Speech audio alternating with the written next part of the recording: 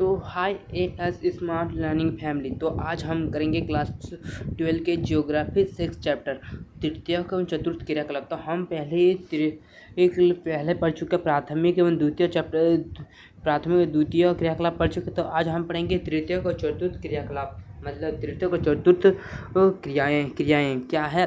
तो इसमें विभिन्न प्रकार के सेक्टरों के बारे में जाएंगे, इसमें से और इसमें क्या सेवाओं के वर्गीकरण के बारे में जाएंगे, इसमें परिवहन, संचार और व्यापार में किस प्रकार वर्गीकृत किया गया है इसके बारे में जाएंगे। तो पहले हम सेक्टरों के बारे में जाएंगे। तो पहले सेक्टर में प्राथमिक द्वितीय तो हम पहले ही पढ़ चुके, तो हम पढ़ेंगे सेक्टर बारे में। तो पहला हमारा सेक्टर है तृतीयक सेक्टर, और उसके बाद है चतुर्थ सेक्टर, उसके बाद है पंचम सेक्टर। तो हम सेक्टर के बारे में पहले जानेंगे। तो सेक्टर्स, यहाँ विभिन्न प्रकार के सेक्टरों के बारे में पहले बढ़ चुके हैं। तो पहले हम द्वितीय क्रियाकलाप में पढ़ चुके हैं। पहले हम जानेंगे प्राथमिक क्रियाएं क्या है।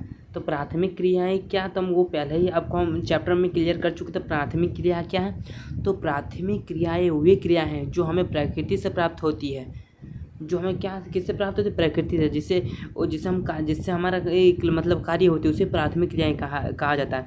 जैसे कि प्राथमिक क्रिया मत्स्य पालन, पशुपालन, ये सब प्राथमिक क्रिया। और द्वितीय क्रियाकलाप क्या है, द्वितीय क्रियाकलाप जो प्राथमिक क्रिया होती है जिससे हमें लकड़ी प्राप्त होती है, उससे लकड़ी को क्या करते हैं, उस लकड़ी को काट कर हम एक चेयर बनाते हैं, तो उसी को हम द्वितीय क्रियाकलाप कहेंगे। चेयर मतलब जो विनिर्माण की विधि को ही हम द्वितीय क्रियाकलाप कहते हैं कि वो उससे हम चेयर बनाएं। और चेयर को जब हम बेचने जाएंगे तो उसको क्या कहेंगे, उसको कहेंगे तृतीय क्रियाकलाप। तो वहाँ क्या हो गया, वहाँ सेवा क्षेत्र में आ गया तृतीय क्रियाकलाप। तो तृतीय क्रियाकलाप में क्या सेक्टर आते हैं, जैसे कि व्यापार आते हैं, परिवहन, पर्यटन आदि। और चतुर्थ क्रियाकलाप में जैसे सूचना संग्रहण, चिंतन, शोध।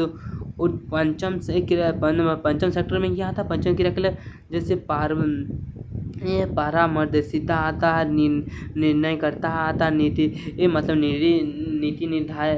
निर्धारक आता है इत्यादि आपको जो पंचम सेक्टर में आते हैं। तो पहले हम इंट्रोडक्शन के बारे में इंट्रोडक्शन पढ़ेंगे। तो यहाँ चैप्टर आपको बताएगा कि यह किस प्रकार के मानवीय क्रियाकलाप का एक श्रेणी के रूप में काम करते हैं। मतलब यहाँ चैप्टर जो हमारा छठा चैप्टर है तृतीय और चतुर्थ क्रियाकलाप, तो यहाँ चैप्टर बताएगा कि मानव किस प्रक्रिया से ये मतलब कार्य करता है और किस रूप में यह कार्य करता है। तो जैसे कि प्राथमिक, द्वितीय, तृतीय, चतुर्थ और पंचम क्रियाकलाप है। तो जैसे कि हम किसी देश की आर्थिक प्रगति को देखने की कई अवस्थाएं होती है, मतलब आर्थिक क्रियाकलाप की जो प्रगति है उसको देखने के लिए कई प्रकार की अवस्थाएं होती है। और जैसे कि प्रथम अवस्था में अधिकांश जीवन की मूल आवश्यकताएं होती है। मतलब जो प्रथम अवस्था होती है तो उसमें मूल आवश्यकता क्या होती है जीवन की, जैसे कि भोजन, वस्त्र और आवास उत्पादन लोगों की मूल अवस्थाएं होती है प्राथमिक अवस्था में।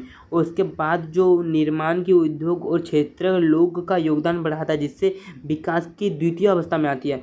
मतलब जो जैसे उसके जो प्राथमिक अवस्था में जो हम लोग जैसे कि भोजन आवश्यकता के लिए, वस्त्र आवश्यकता प्रथम अवस्था में, द्वितीय अवस्था में के जैसे कि उद्योग क्षेत्रों को विकास को जो योगदान देता है विकास में, तो यहाँ द्वितीय अवस्था में आता है। और परंतु उत्पादन को बढ़ाने के लिए विनियम की अवस्था करनी पड़ती है, इसी तृतीय क्रियाकलाप में आरंभ होता है। मतलब जो इस उत्पादन को, जो उद्योगों में उत्पादन को बढ़ाने के लिए इत्यादि कुछ होता है, तो यहाँ विनियम की अवस्था जो होती है तो उन्हें क्या करना पड़ता है, उसे तृतीय क्रियाकलाप में आरंभ करना पड़ता है। तथा हम चतुर्थ क्रियाकलाप के बारे में इस चैप्टर में अब पढ़ेंगे। चतुर्थ क्रियाकलाप है क्या, तो ऐसी क्रियाएं जिसमें ज्ञान, कौशल, अनुभव इत्यादि की विशेषताएं के आधार पर सेवा का मूल्यांकन होता है, उसे तृतीय क्रियाकलाप कहते हैं। मतलब तृतीय क्रियाकलाप किसे कहते हैं, जैसे कि तृतीय क्रियाकलाप में उदाहरण के लिए हम मान लिए व्यापार, वकील, डॉक्टर, शिक्षक इत्यादि सब ये तृतीय क्रियाकलाप है। मतलब जो व्यापार संबंधित आदि होती है, मतलब कोई परामर्श देता है या कोई विषय जो अपने कौशल, जैसे कि कोई मनुष्य पढ़ लिख कर वहाँ डॉक्टर बनता है, तो वह डॉक्टर बनकर जब अपने पेशेंट को वहाँ सलाह देता है, तो वहाँ क्या हो, सलाह देता है तो वहाँ तृतीय क्रियाकलाप में आ जाता है। तो इसी को जो अपने मनुष्य की, जैसे कि जो मतलब वैसे क्रियाकलाप जो मनुष्य क्या करता है, अपने ज्ञान, कौशल और अनुभव ये विशेषता के आधार पर जो अपने सेवा का मूल्यांकन करता है। जैसे कि शिक्षक क्या करता है, स्टूडेंट को पढ़ाता है, उसके बदले उसे पैसा मिलता है, तो अपना वहाँ मूल्यांकन करता है। शिक्षक को वहाँ क्या करता है, शिक्षक विद्यार्थी को शिक्षा देता है जिससे उसे पैसा मिलता है। तो यहाँ क्रियाकलाप तृतीय क्रियाकलाप में आएगी। तो तृतीय क्रियाकलाप का सेवा सेक्टर संबंधित है, मतलब जो तृतीय क्रियाकलाप है तो इसे सेवा क्षेत्र भी कहा जाता है, इसलिए इसे सेवा सेक्टर भी कहा जाता है। तो तृतीय क्रियाकलाप को क्या कहा जाता है? इसे सेवा सेक्टर कहा जाता है तृतीय क्रियाकलाप को। तो एक विकसित अवस्था में बहुसंख्यक श्रमिक और तृतीय क्रियाकलाप में रोजगार पाते हैं, मतलब जो एक विकसित अवस्था में कोई बहुसंख्यक श्रमिक होते हैं तो उसे क्या होता है, तो तृतीय क्रियाकलाप में उसे बहुत मतलब क्रियाकलाप में क्या होता है, उसे रोजगार पाते हैं और इसकी अपेक्षा कम अपने द्वितीय सेक्टरों में कार्यरत होती है, और इसकी अपेक्षा जो कम होती है उससे द्वितीय अपेक्षा में मतलब कि अर्थात बताया गया है कि जो हमें तृतीय क्रियाकलाप में ज़्यादा कार्य मिलेगी और जो द्वितीय क्रियाकलाप है उससे हमें कम कार्य मिलेगी। तो द्वितीय क्रियाकलाप में हमें कम कार्य मिलेगी और तृतीय क्रियाकलाप में हमें ज़्यादा क्रियाकलाप, मतलब जो किसी देश में अभी क्या हो रहा है किसी देश में, तो किसी देश में ये अभी के वर्तमान समय में किसी देश को तृतीय क्रियाकलाप में ही ज़्यादा ध्यान दिया जा रहा है, जबकि पहले अवस्था में प्राथमिक और द्वितीय क्रियाकलाप में अधिक ध्यान दिया जाता था। तो 1800 से पहले अभी तृतीय क्रियाकलाप में जा रहा है, सेवा सेक्टर में अधिक ध्यान दिया जा रहा है सरकार के द्वारा भी और लोगों के द्वारा भी तृतीय क्रियाकलाप में ज़्यादा भी ध्यान दिया जा रहा है। और तृतीय क्रियाकलाप उत्पादन की विनियम दोनों सम्मिलित होते हैं, मतलब तृतीय क्रियाकलाप के क्या होते हैं, जो अभी क्या उत्पादन और विनियम दोनों ही सम्मिलित होते हैं तृतीय क्रियाकलाप में। इन उत्पादनों और सेवाओं का उपलब्धता शामिल होती है, मतलब जो उनकी उत्पादन होती है प्राथमिक और द्वितीय क्रियाकलाप की, तो उसके जो विनियम में सम्मिलित होते हैं और उसके जो उत्पादन और सेवा होती है तो वहाँ उसे सेवाओं में उपलब्ध शामिल कर देती है, मतलब सेवाओं में शामिल कर देती है। और उत्पादन की अपेक्षा रूप में परिश्रम और वेतन में भी मापा जाता है, मतलब इसकी अपेक्षा क्या होती है, इसे उत्पादन की अपेक्षा इसमें पारिश्रमिक जो होते हैं उसमें वेतन के रूप में भी इसे मापा जाता है। और तृतीय क्रियाकलाप के दूसरे पॉइंट में देखेंगे कि विनियम के अंतर्गत परिवहन और संचार की सुविधाएं सम्मिलित होती है, मतलब जो विनियम के अंतर्गत होती है तो उसमें भी ये व्यापार और परिवहन की संचार की सुविधाएं सम्मिलित होती है। और तृतीय क्रियाकलाप में मूर्त क्रियाकलाप के मतलब मूर्त वस्तुओं उत्पादन के बजाय सेवाओं को व्यवसायों को उत्पादन सम्मिलित है, मतलब जो तृतीय क्रियाकलाप की जो जैसे कि मूर्ति या मूर्त वस्तुएं होती है तो उसमें क्या होता है, तो उत्पादन के बजाय उसमें क्या होता है, तो सेवाओं का व्यापारिक उत्पादन सम्मिलित होता है।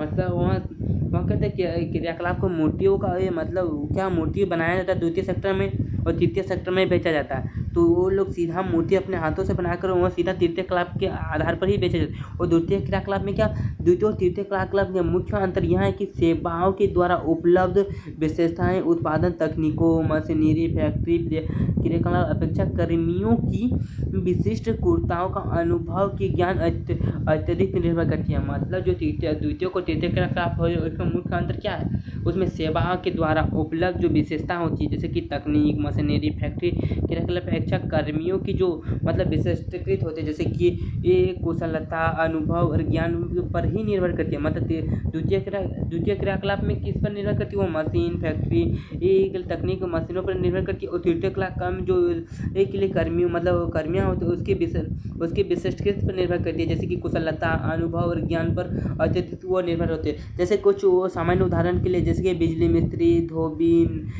नाई दुकानदार चालक डॉक्टर वकील इत्यादि काम करते हैं, तो यह तृतीय क्रियाकलाप के अंतर्गत आते हैं। इसके उदाहरण हैं तो हम सेवा क्षेत्र के वर्ग में देखेंगे, जो सेवा के प्रमुख वर्ग में जैसे कि सेवा के प्रमुख जैसे व्यापार और वाणिज्य हो गया, संचार हो गया, मनोरंजन हो गया, गैर सरकारी संगठन हो गए, परिवहन संचार और प्रशासन हो गए, ये जो तृतीय क्रियाकलाप के प्रमुख वर्ग हैं। तो इसी के साथ चैप्टर आज हम वो सेवा किस प्रकार यहाँ बांटा गया है सेवाओं में, तो मतलब जो सेवा सेक्टर में किस प्रकार बांटा गया, तो सेवा सेक्टर को पहले तृतीय क्रियाकलाप के अनुसार हम देखेंगे तृतीय क्रियाकलाप में किस प्रकार बांटा गया। तो तृतीय क्रियाकलाप में तो इसे सेवा सेक्टर को तृतीय क्रियाकलाप कहा जाए एक्चुअली, मतलब जो सेवा सेक्टर को तृतीय क्रियाकलाप कहा जाता है। पहले यहाँ तृतीय क्रियाकलाप में बांटा गया, तो तृतीय क्रियाकलाप को कितने भागों में बांटा गया, तो तृतीय क्रियाकलाप जो होती है तो उसे 4 भागों में बांटा गया है।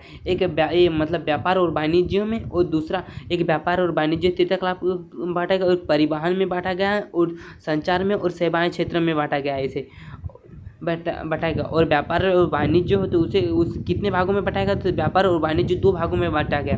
एक फुटकर व्यापार सेवा और हो गया और थोक व्यापार सेवा। मतलब और थोक और जो हमारे एक थोक व्यापार सेवा है, तो थोक व्यापार सेवा को 2 भागों में बांटा गया।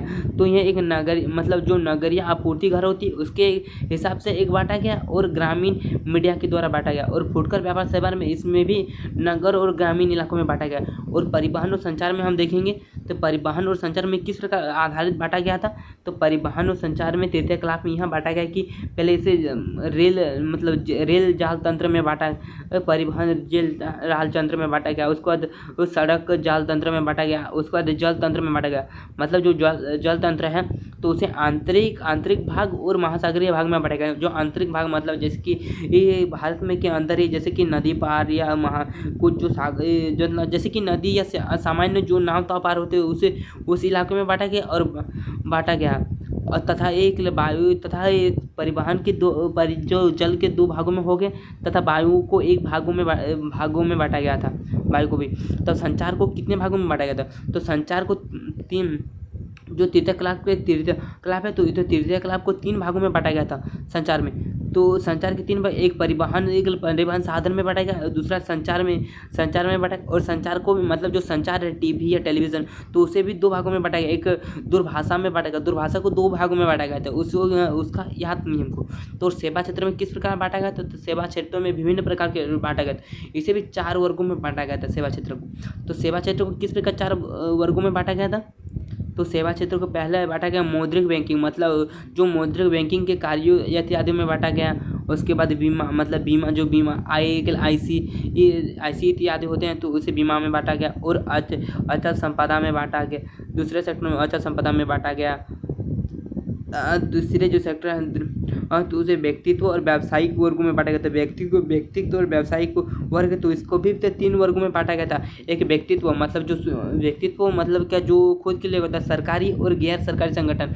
मतलब जो व्यक्तित्व खुद के लिए जो कार्य करती है, और सरकारी जो सरकार के द्वारा, और गैर मतलब जो उप सरकार और मतलब सरकार और मतलब किसी संगठन का दोनों मिलकर मतलब मिश्रित हो उसी का। और हम चतुर्थ क्रियाकलाप में देखेंगे और इसे किस प्रकार बांटा गया चतुर्थ क्रियाकलाप में। तो इसे चतुर्थ क्रियाकलाप 2 भागों में बांटा गया था। तो चतुर्थ एक सूचना आधारित में बांटा गया था, एक अनुसाधन और विकसित आधारित में बांटा गया था। तो वो सूचना आधारित क्या बांटा गया था, और एक विकसित मतलब अनुसाधन और विकसित के आधार पर बांटा गया था। तो पंचम क्रियाकलाप में हम देखेंगे एक विशेषज्ञ, मतलब जो किसी के द्वारा, जैसे कि कोई किताब बनाने में विशेषज्ञ, किसी कोई राइटर होते तो वो कहानी लिखने में विशेषज्ञ होते किसी को। और एक निर्णायक, मतलब किसी कोई अवस्था में कुछ प्रॉब्लम हो या किसी अवस्था में कुछ हो तो निर्णायक क्या करते, उसका निर्णय करता, वो निर्णय लेते, उसी आधार पर बांटा गया था। और परामर्शदाता, मतलब जो क्या होता है कि किसी से सलाह लेते तो उसको आधार पर बांटा गया। तो और नीति निर्धारक, जो नीति निर्धारक क्या होते, किसी अवस्था में वो नीति इत्यादि का निर्धारक वो आधारित लेते हैं। दूरभाषा को 2 भागों में बांटा गया था। दूरभाषा को तो बोलना भूल गए, तो दूरभाषा को भू लाइन और मोबाइल में बांटा गया था दूरभाषा को। तो हम वाणिज्य और व्यापार में देखेंगे पहले। तो वाणिज्य और व्यापार में क्या है, तो व्यापार की क्रिया और क्रय और विक्रय के लिए स्थानीय से लेकर अंतर्राष्ट्रीय स्तर तक व्यापार होती है। शहरों या देहातों में स्थित दुकानदार जहां माल या भंडार या वितरित होता है उसे व्यापारिक केंद्र कहा जाता है। मतलब जो व्यापार क्षेत्र होते हैं तो यहाँ एक स्थान से लेकर अंतर्राष्ट्रीय स्तर तक मतलब व्यापार होता है। तो यहाँ शहर हो या देहात हो, दुकान के माल भंडार होता है, मतलब माल के जो दुकान हो तो भंडार या वितरित होता है, तो उसे ही व्यापार केंद्र कहा जाता है।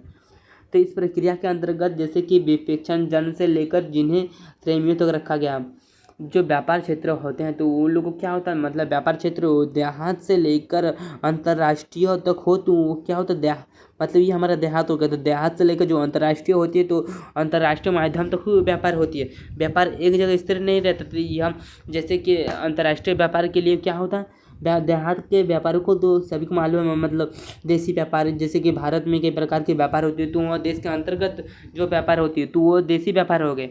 और अंतर्राष्ट्रीय व्यापार में क्या होता है, जब एक देश से दूसरे देश में के लिए को वस्तुओं का क्रय या विक्रय किया जाता है।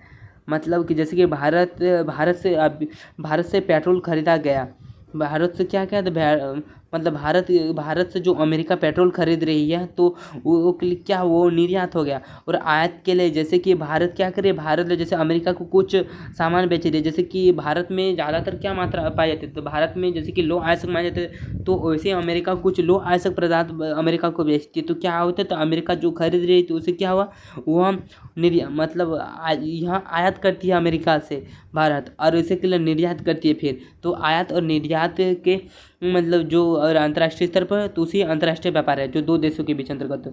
और इसके प्रक्रिया में क्या होता है, इस प्रक्रिया के अंतर्गत जैसे कि संग्रहण, विपणन केंद्र से लेकर होते, जिन्हें दो श्रेणियों में रखा गया। मतलब जो क्या वाणिज्य व्यापार रहते हैं 10 श्रेणी में रखा गया था। और एक ग्रामीण विपणन केंद्र और नगरीय विपणन केंद्र में रखा था। व्यापार के दो प्रकार किए जाते हैं, मतलब जो व्यापार होता है उसके भी दो प्रकार किए जाते हैं। तो पहले हम व्यापार के दो केंद्र व्यापार बता चुके हैं। एक क्या हुआ था, एक थोक व्यापार और क्या एक फुटकर व्यापार सेवा। तो हम उसी व्यापार के बारे में जानेंगे। तो व्यापार सेवा दो व्यापार व्यवस्था है। मतलब इस व्यापार में जो बिचौलिए स्थापित करते हैं, मतलब जो उत्पादन से बड़ी मात्रा में वस्तु का क्रय करके थोड़ी मात्रा में फुटकर व्यापारियों को बेचता है। मतलब जो कोई व्यापार जैसे कि कोई व्यापारी होता है, उसके द्वारा क्या होता है, वह बड़ी मात्रा में मतलब जैसे कोई बड़ी मात्रा में वस्तुओं को वह क्रय करता है। जैसे कि कोई व्यापारी हो गया, तो वहाँ बड़ी मात्रा में कोई व्यापार एक वस्तु का व्यापार मतलब क्रय करता है। तो उसे, और जो थोड़ी मात्रा में जैसे कोई वस्तु की मतलब इतनी मात्रा जो जैसे कि वस्तु को इतनी मात्रा में खरीदी गई किसी व्यापारी की, तो और थोड़ी सी मात्रा जो थोड़ी सी मात्रा जैसे कोई फुटकर व्यापार सेवा जो मतलब जो किसी थोड़ी सी मात्रा किसी दूसरे व्यापारी को वहाँ बेचता है, तो वहाँ क्या होगा, वहाँ फुटकर व्यापार सेवा मतलब वहाँ थोक व्यापार सेवा होगा। तो हम फुटकर व्यापार सेवा के दूसरे पॉइंट में देखेंगे फुटकर व्यापार सेवा क्या है। तो फुटकर व्यापार सेवा का तात्पर्य है कि व्यापारी से जो थोड़ी मात्रा में व्यापारियाँ खरीद कर उपभोक्ताओं को उनकी आवश्यकताओं के अनुसार थोड़ी मात्रा में विक्रय करता रहता। मतलब जो फुटकर व्यापार सेवा क्या, जो जैसे कि वहाँ व्यापारी क्या जैसे कि कोई मात्रा में, जैसे थोक व्यापार सेवा में क्या कोई व्यापारी वहाँ इतनी मात्रा में, कोई थोक व्यापार क्या करती है, वो किसी इतनी मात्रा में वस्तु को खरीद दिए, जैसे कि वह कोई इतनी मात्रा में वस्तु को खरीदे और इतनी सी मात्रा में वह के लिए बेचती है, तो वहाँ क्या हो गया, तो वहाँ हो गया थोक व्यापार सेवा। और थोक व्यापार सेवा में क्या है, और थोक व्यापार सेवा यहाँ समाप्त होती है। और थोक व्यापार सेवा के बदले जो फुटकर व्यापार सेवा होती है, तो वहाँ इतनी सी मात्रा जो बची खरीदी है, तो वहाँ क्या करती है, जो उपभोक्ताओं को क्या करती है, जो थोड़े मात्रा में उनकी आवश्यकताओं को पूरा करती है, तो वहाँ फुटकर व्यापार सेवा है। मतलब जो थोक व्यापार सेवा थोड़ी सी मात्रा में जो खरीदी गई सामान हो, तो वह थोड़ा का, और उसमें जो व्यापारी जो होते हैं थोक व्यापार सेवा खरीदी गई माल, तो वह दूसरे उपभोक्ताओं की आवश्यकताओं को पूरा करने के लिए जो बेचती है थोड़ी मात्रा में, ये वहाँ विक्रय करती है, तो वहाँ क्या हो गया, वहाँ फुटकर व्यापार सेवा हो गया। तो हम दूसरे व्यापार और व्यापार के नागरिक में ग्रामीण और केंद्रीय विपणन में एक केंद्र भाग में पढ़ेंगे। मतलब अब कि जो ग्रामीण विपणन केंद्र है और नगरीय विपणन केंद्र है, तो इसके अंतर के बारे में पढ़ेंगे। तो ये जो निकटवर्ती वस्तुएं पोषण करते हैं, मतलब जो ग्रामीण इलाके में होते, तो ये क्या करते हैं, तो ये निकटवर्ती जो बस्तियाँ तो यहाँ पोषण करते हैं। और ये केंद्र स्थानीय संग्रहण और वितरण केंद्र की सेवाएं प्रदान करते हैं। मतलब जो यह ग्रामीण इलाकों में तो क्या करते हैं, वो स्थानीय इलाकों में जो संग्रहण और वितरण केंद्र के लिए वह सेवाएं भी प्रदान करती है। और इन केंद्रों में जो व्यक्तिगत व्यापारिक सेवाएं और सुविकास नहीं होती है। मतलब जो ग्रामीण इलाके में होती है उसमें व्यापारिक सेवाएं तो उसमें सुविकसित नहीं होती है। और ये केंद्र जो केवल स्थानीय केंद्र आवश्यकता ही पूर्ण कर सकते हैं। मतलब जो ये केंद्र होते हैं स्थानीय ग्रामीण आवश्यकताओं को पूरा कर सकते हैं। और नगरीय इलाकों में देखेंगे, नगरीय केंद्र में क्या होता था, यह केंद्र जो मतलब कि यहाँ बताया कि जो जैसे ग्रामीण इलाकों में जैसे कोई फॉर्म खोला जाता है और शहरी इलाकों में कोई फॉर्म खोला जाता है, तो वहाँ किस प्रकार वहाँ डेवलपमेंट होता है, तीसरे पॉइंट में बताया गया। और ये केंद्र जो यह केंद्र अधिक विस्तृत और नगरीय प्रदान करती है। मतलब यहाँ जो होती है तो यहाँ क्या करती है, यहाँ नगरीय प्रदान करती है, नगरीय क्षेत्रों में ज़्यादा बेचती है यह केंद्र। और यह केंद्र जो स्थानीय सेवाएं के साथ साथ विशिष्टकृत वस्तुएं भी प्रदान करती है। मतलब यह केंद्र जो होती है कि वहाँ स्थानीय जो सेवा के साथ साथ विशिष्टकृत वस्तुएं भी वहाँ प्रदान करती है। यह केंद्र विनिर्माण वस्तुओं का प्रदान करती है। मतलब जो यह केंद्र होती है तो वहाँ विनिर्माण वस्तुओं को भी प्रदान करती है साथ में। और ये केंद्र जो व्यावसायिक सेवाएं जैसे अध्यापक, वकील, परामर्श, चिकित्सक सेवाएं भी प्रदान करती है। और इसमें अंतर्गत क्या है, इसमें कई प्रकार की व्यापारिक सेवाओं को भी यह प्रदान करती है। दूसरे पॉइंट में पढ़ेंगे परिवहन सेवा क्षेत्र में। तो परिवहन किसी व्यक्तित्व वस्तु के साथ जो दूसरे स्थान तक लाने जाने के परिवहन कहलाता है। मतलब जो किसी व्यक्ति को एक स्थान से दूसरे स्थान तक लाने और जाने के को क्या कहा जाता है, परिवहन कहा जाता है। जैसे कि वर्तमान समय में बहुत सारी परिवहन बहुत सी गतिविधियां पर निर्भर करती है। मतलब वर्तमान समय में जो ये बहुत सारी कार्य जो होती है तो गतिविधियां होती है तो वह परिवहन पर ही निर्भर करती है।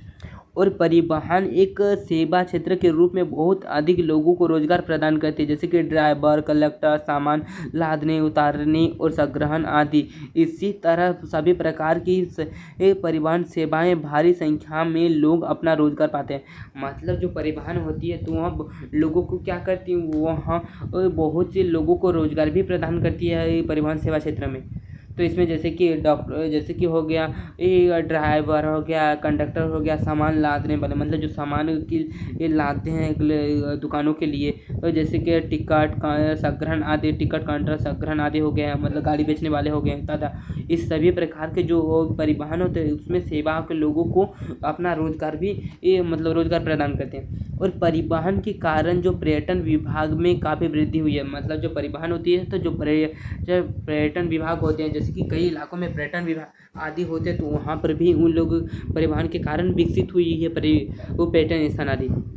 और परिवहन की सुविधाएं के कारण औद्योगिक गतिविधियाँ भी तेज हुई।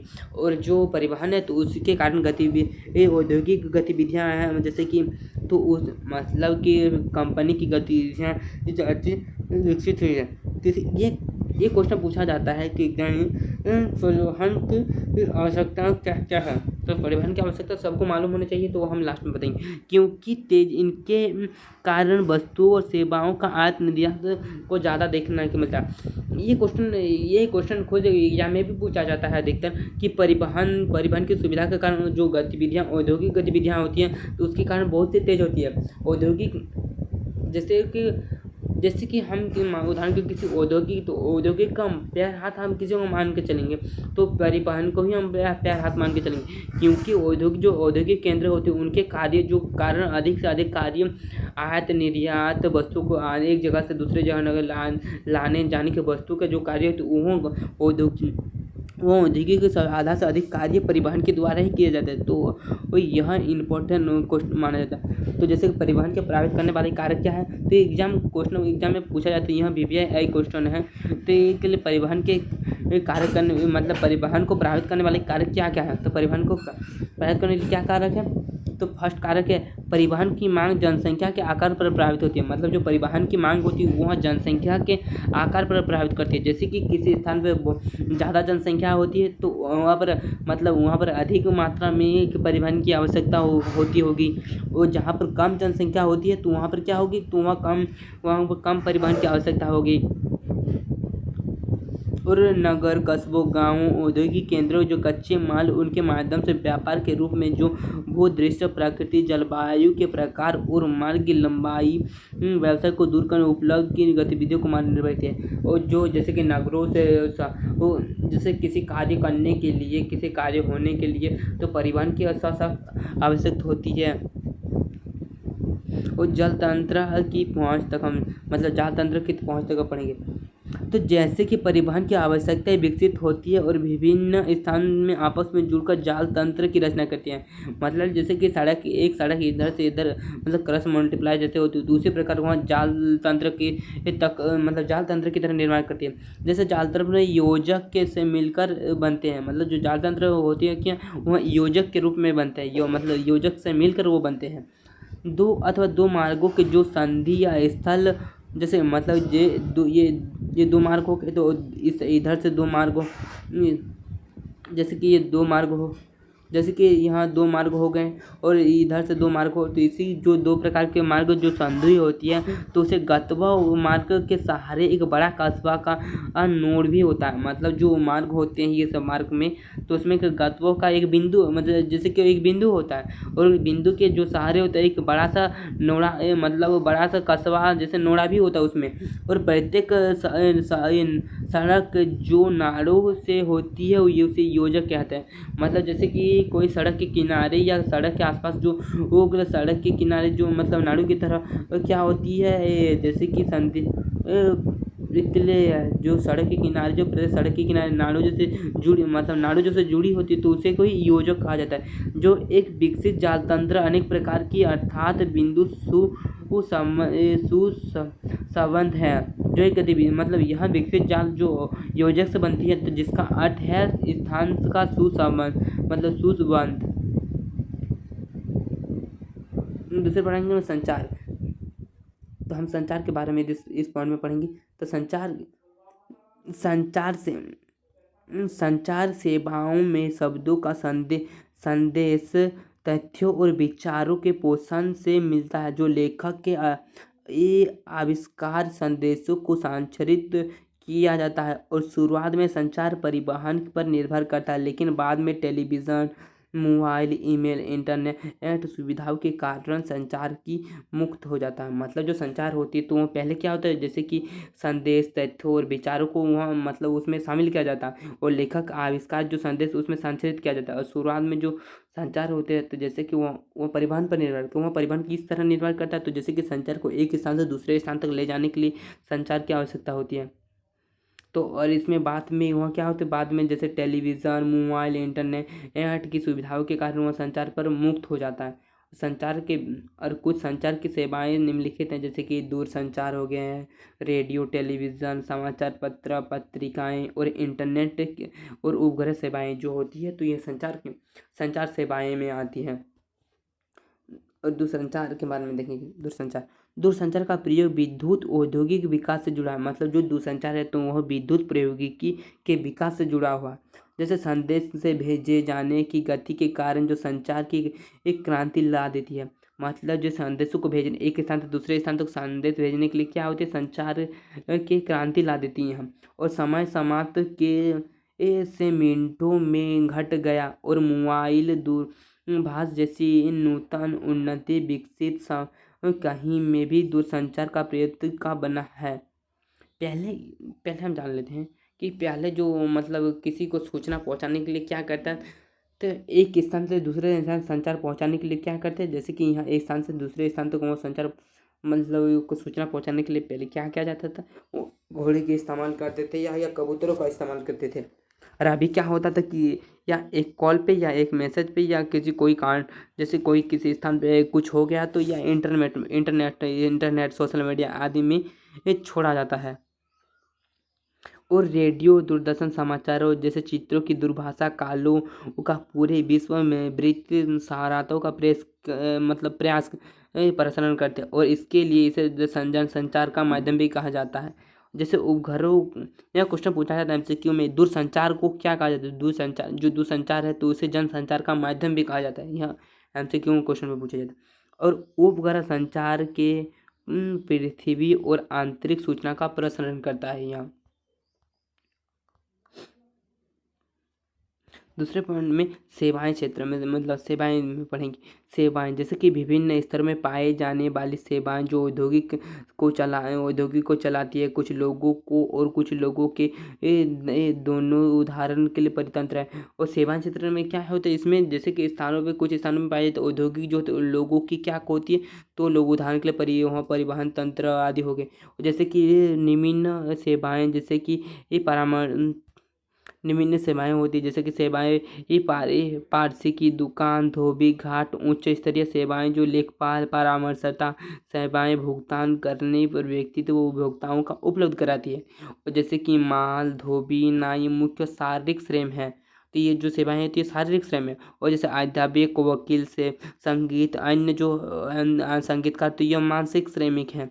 और अनेक महामार्गों, सेतु निर्माण, अनुक्षरण, अग्निशमन विभागों का अनुक्षरण, शिक्षा आपूर्ति, पर्यटन, संग्रहण सेवाएं, तो ये जो है नियमित सेवाएं जिनका पर्यवेक्षण निष्पादन सरकारों और कंपनियों के द्वारा की जाती है। मतलब जो इसका निष्पादन होती है तो सरकार और कंपनियों के द्वारा की जाती है।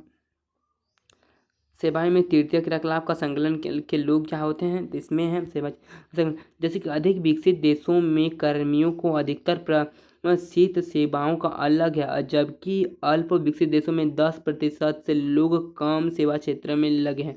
मतलब अधिक जो विकसित देश है उसमें क्या होता है, अधिकतर जो 80% लोग होते हैं तो उसमें सेवा क्षेत्र में लगे होते हैं। और जो अल्प विकसित देश होते हैं उसमें क्या होता है, उसमें 10% से भी कम लोग सेवा क्षेत्र में होते हैं। जैसे संयुक्त राज्य अमेरिका में 75% कर्मियां सेवा क्षेत्र में संलग्न है। इसी प्रकार सेक्टरों में रोजगार की प्रवृत्ति बढ़ रही है, जबकि प्राथमिक और द्वितीय क्रियाकलाप में आपूर्ति घट रही है। मतलब क्या, जैसे कि दिन ब दिन सेवा क्षेत्र में, पहले हम बता दें कि जो सेवा क्षेत्र है तो वहाँ दिन ब दिन सेवा क्षेत्र में लोग बढ़ते जा रहे हैं। और इसमें जो प्राथमिक और द्वितीय सेवाएं हैं तो उसमें वह दिन ब दिन घटते जा रहे हैं लोग।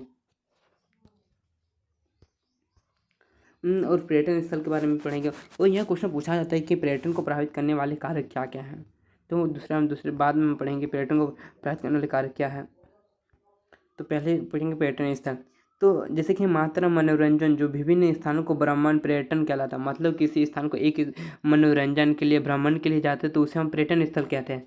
तो पर्यटन स्थल में जो लोग अपने निवास या कार्यरत अस्थायी तौर पर थोड़े समय के लिए या अन्य स्थानों से जाकर मनोरंजन करते हैं तो उसे पर्यटन स्थल कहा जाता है।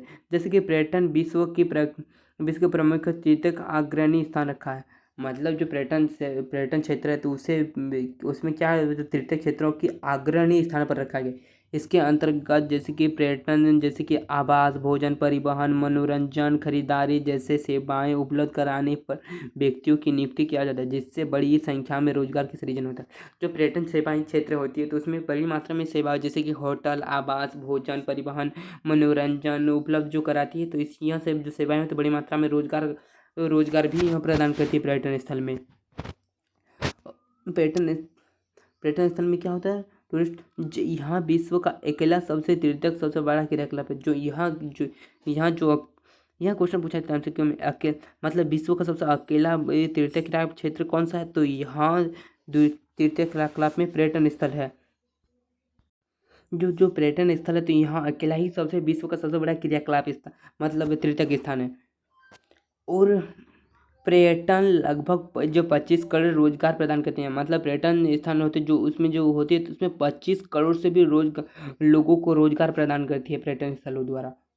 और पर्यटकों को आवास, भोजन, परिवहन, मनोरंजन सेवाएं उपलब्ध कराने के लिए पर्यटन अनेक स्थायी रोजगार भी प्रदान करती है पर्यटनों को। मतलब जो पर्यटक आते हैं स्थान, जैसे कि आवास, भोजन, परिवहन, मनोरंजन जैसे सेवाएं उपलब्ध कराती है पर्यटन स्थान के जो स्थानीय लोग होते हैं तो जो पर्यटक होते हैं उन लोगों को सेवाएं प्रदान करती है।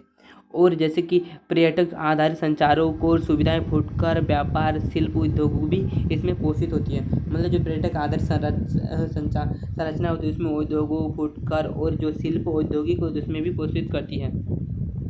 और पर्यटन को प्रभावित करने वाले कारक यहाँ क्वेश्चन भी आया क्वेश्चन है और यहाँ एग्जाम में आपके लिए पूछा जाता है।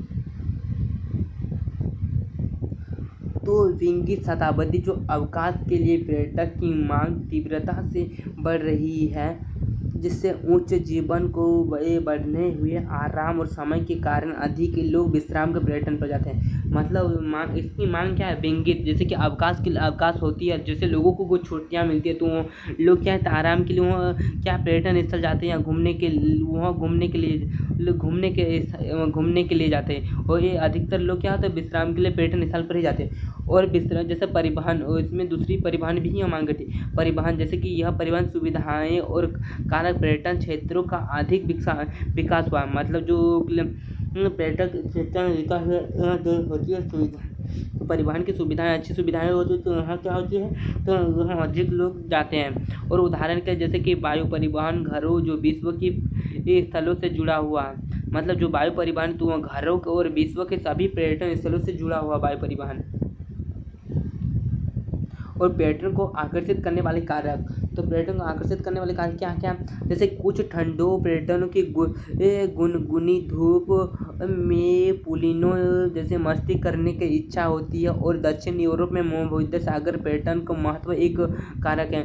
मतलब जो जलवायु भी यहाँ पर्यटन को आकर्षित करने वाले कारक में जलवायु भी आते हैं, जिसमें जो जैसे कि कुछ ठंडे प्रदेशों में जो गुनगुनी मस्ती जैसी इच्छाएं होती है, तो वह जैसे कि अमेरिका के भूमध्य सागर पर्यटन की जो उदाहरण के लिए मान लेते हैं। और भूदृश्य, जिसके दूसरे पॉइंट में भूदृश्य, जैसे कुछ लोग मनोरंजन और मनोहर के लिए छुट्टियां बिताना पसंद करते हैं, इसके लिए पर्यटक झीलों, तालाब, दर्शनीय समुद्र तट और मनुष्य आपतित भूदृश्य दिखते हैं। मतलब क्या होते हैं, जो लोगों को छुट्टियां मिलते हैं पसंद, तो वह अच्छे लोगों स्थान पर बैठे, जैसे कि ये पर्वतों, झीलों और दार्शनिक समुद्र तटों में वह लोग बिताना पसंद करते हैं साथ में। और इतिहास एवं कला, दूसरे तीसरे पॉइंट में इतिहास एवं कला, तो क्या होता है कुछ इलाकों कुछ स्थानों में जैसे कि लोग इतिहास को जानने के लिए रोचक होते हैं, तो वहाँ के इतिहास जानने के लिए भी एक स्थान जाते हैं, जैसे कि प्राचीन इतिहास को संबंधित पुरातात्विक का महत्व भवन और पर्यटक आकर्षित होते हैं। उसी तरह और सांस्कृतिक और व्यवस्था में भी लोग प्रभावित होते हैं, जैसे कि मानव जातीय और स्थानीय रीति रिवाजों को पसंद करने वाले पर्यटक लुभाता और घरों को रुकना एक लाभदायक व्यापार बनकर उभरा है। जैसे कि उदाहरण के लिए गोवा में हेरिटेज होम्स, कर्नाटक में मेरी केस और कुर्ग इत्यादि इसके उदाहरण हैं। और चिकित्सक पर्यटक में हम पढ़ेंगे दूसरे में पढ़ेंगे चिकित्सक पर्यटक। तो जब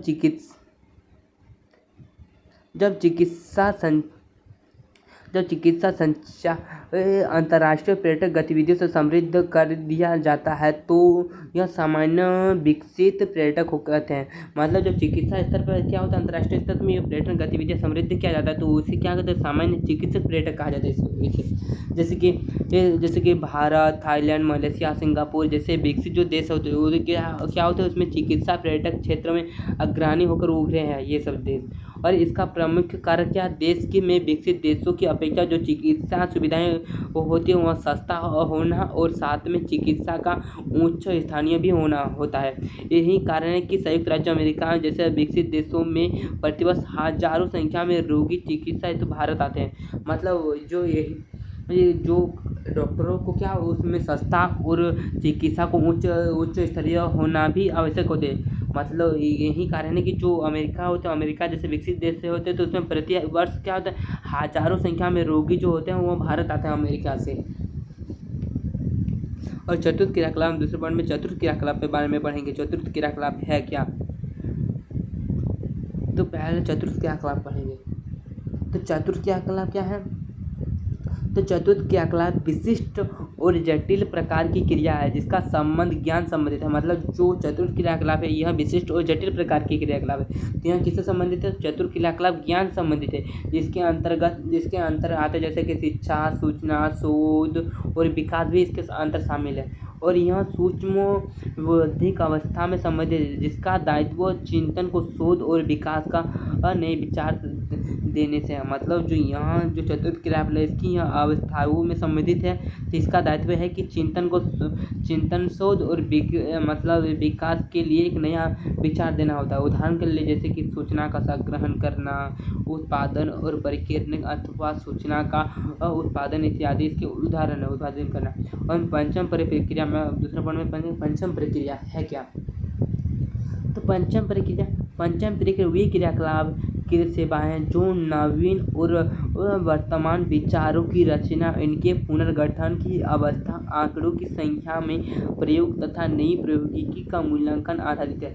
मतलब जो पंचम प्रक्रिया है, तो वे प्रक्रिया क्या कहते हैं, जो नवीन और वर्तमान विचारों की रचना होते हैं, तो उसके पुनर्गठन के लिए क्या करते हैं, वो व्याख्या करते हैं, और आंकड़ों की जो व्याख्या होती है तो और प्रयोग करते हैं, और प्रौद्योगिकी के लिए एक मूल्यांकन आधारित करते हैं। जैसे कि प्राय जैसे स्वर्ण कलर कहे जाने वाले व्यवसाय जो तृतीयक सेक्टर और उप विभाग में आते हैं। मतलब जो प्राय स्वर्ण कलर इत्यादि जाने वाले व्यवसाय होते हैं, तो वह क्या होते हैं, वह तृतीय क्रियाकलाप के सेक्टरों में और उपविभाग भी है, जैसे कि वरिष्ठ व्यवसाय और कर्मियों, सरकारी अधिकारियों का अनुसंधान, वैज्ञानिक तत्वों, विधि परामर्शदाताओं को विशेष उच्च वेतन की कुशलता को प्रतिनिधित्व करते हैं।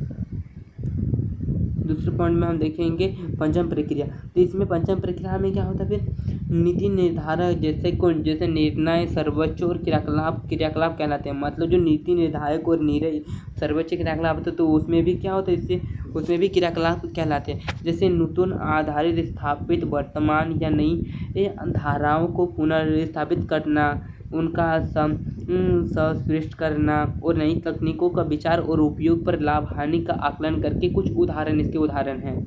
जिनकी विषय के जो कंपनियां सर्वल लाभ, जैसे कि सीओ, सरकारी क्रियाकलाप, उसके प्रमुख वित्तीय और साधनों के प्रमुख भले संरचना के काम हो, जिससे विकास बहुत ही इन पर निर्भर करता है। तथा बाह्य स्रोतन के बारे में दूसरे पॉइंट में देखेंगे, बाह्य स्रोतन है क्या।